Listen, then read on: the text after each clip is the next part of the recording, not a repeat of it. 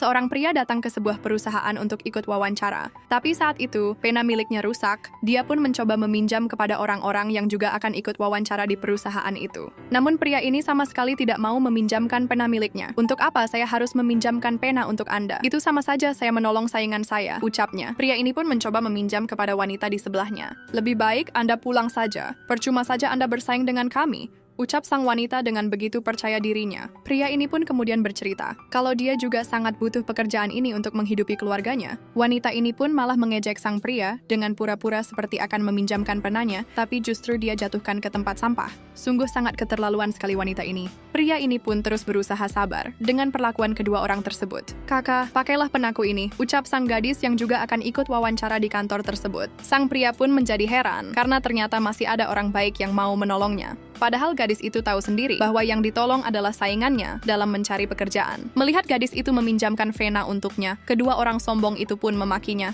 Dasar kamu ini, mau-maunya menolong dia, mending urus dirimu saja sendiri. Kamu juga palingan gak bakalan lulus, dasar kampungan, ujar mereka.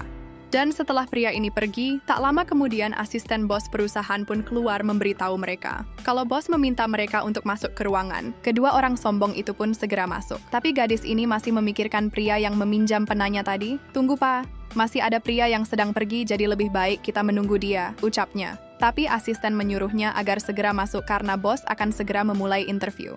Ketika mereka semua masuk, mereka pun terkejut karena ternyata pria yang direndahkan kedua orang itu adalah bosnya. Dan tanpa berpikir panjang, si bos pun menolak kedua orang sombong itu dan menerima gadis baik ini. Dari video ini kita belajar untuk jangan berperilaku sombong, karena kesombongan hanya akan merugikan diri kita sendiri.